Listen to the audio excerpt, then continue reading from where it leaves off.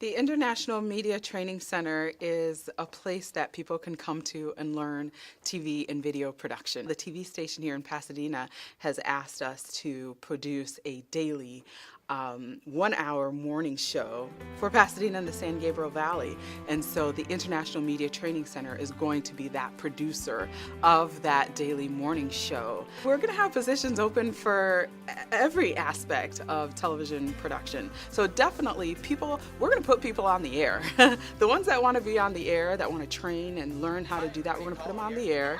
We're going to show them what to do first. We're not just going to throw them, out there blind, but we'll give them instruction, we'll let them practice, and then we'll let them go out on the air, do stories, get on camera, and do what their heart has always wanted them to do. It all started in a mud hut in Sierra Leone, West Africa. I was born on the floor of a mud hut in the remotest jungle that you can think of, village that you can think of.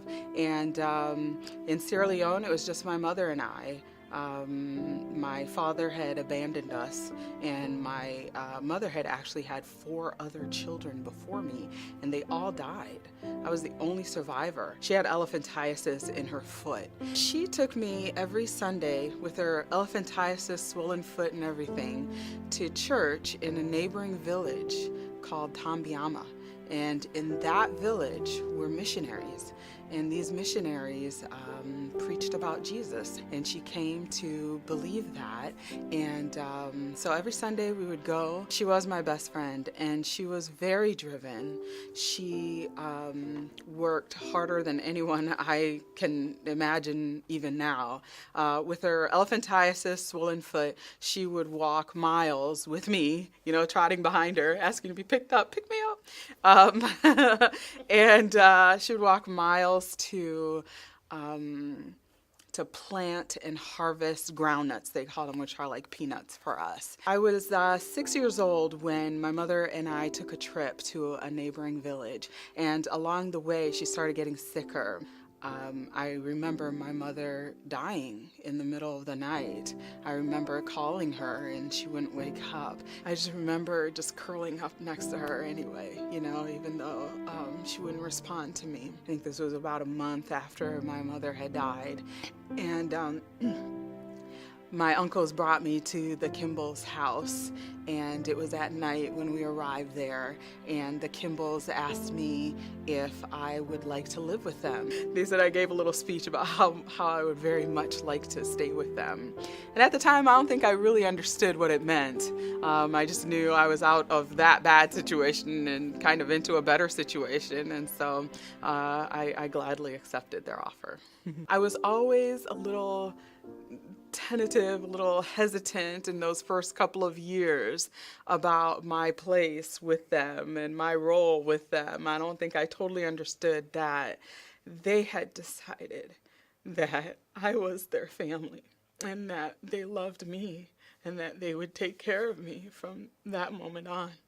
And so they finished up their work, and then they brought me back with them to the United States. But in that is a very interesting story as well.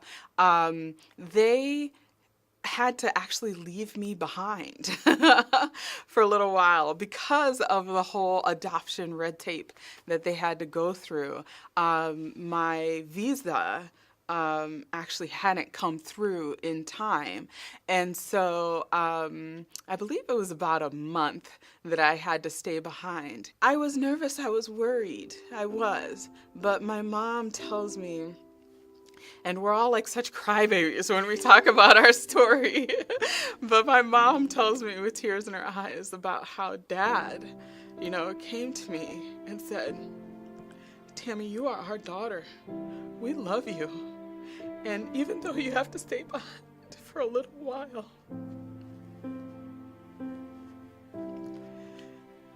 we're going to come get you. We're going to get you. You're going to make it to the U.S., or I'm going to come back and get you myself." The truth of it is that it didn't have to be me. There are thousands, hundreds of thousands, maybe millions of kids like this all over the world, and many in Sierra Leone, West Africa, who could have been the one that was adopted by missionaries and brought up out of the jungle of Sierra Leone, West Africa, and brought to a place of opportunity and a place of things that me as a little girl could have never, in the village, could have never even dreamed about, because I had no clue that it had existed. It didn't have to be me. But for some reason it was. What am I supposed to do with that? You know, sometimes it's really overwhelming. What can I do except good, except work hard and try to pay back even a fraction of that? I choose to do good and to help other people because other people help me. So here's how I plan to help others through IMTC and the morning show CCN Sunrise.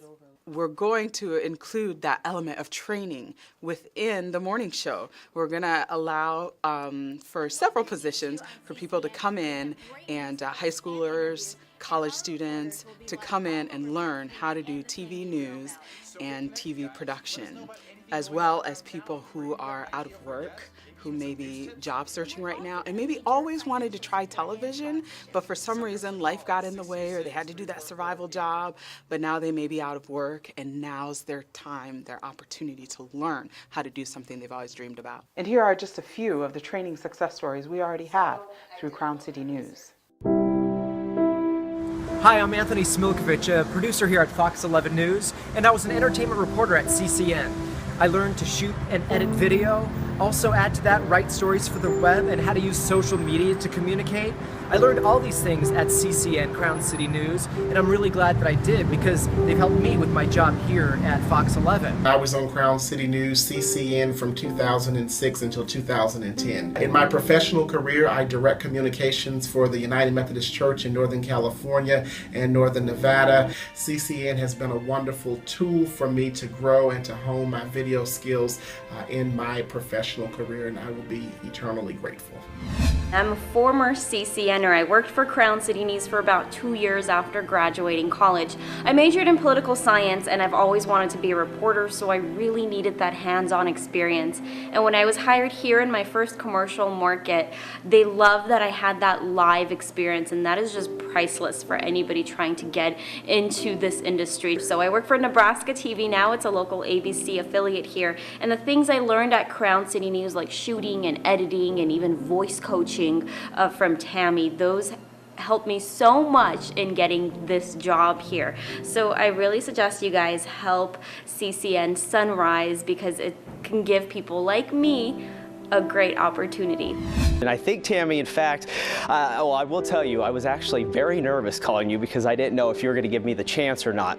Luckily, you did, and I actually didn't even get a chance to work on the initial show on Monday nights. I had to come in on Sundays and tape in advance for the shows. But you guys gave me my start, and I want to thank you for that. Hi, I'm Tracy Leong. I work at KRCR News Channel 7 in Redding, California, where I'm a reporter and anchor for the late shows. Before that, I was a reporter and weekend anchor in Humboldt, California, and before that I worked at Crown City News. That's where I got my start in this industry. It was a great place for me to learn everything from how to report to how to find stories, and I had a great mentor and role model, Tami. She really helped me to learn what I needed to learn to be successful in this industry, and I think that any investment in Crown City News' program is a benefit to the community and to journalists starting out. I'm delighted to hear that CCN is going to have a live, local, daily morning show. I work on one of those here at 8 News Now in Las Vegas. This experience is a result of some of the training I got at CCN. I was able to learn how to anchored my first time there with Tami, report, and also write, and it was a terrific experience. In fact, the 3 months I worked there led to my demo reel, which got me my first job at Camp PH in Fresno, Channel 26. I worked there for a couple years, and then I joined the crew at CBS Las Vegas here at Channel 8. So I credit CCN with a lot of the success I've been able to achieve in the past 5 or 6 years. I think Tami and her team do an amazing job, and I wish them all the best with their great morning show. I look forward, when in LA, to tuning in. So please give them all the support they can, and thank you, CCN, for all that you did for me. Signing off, Brian Loftus. Back to you, Tammy.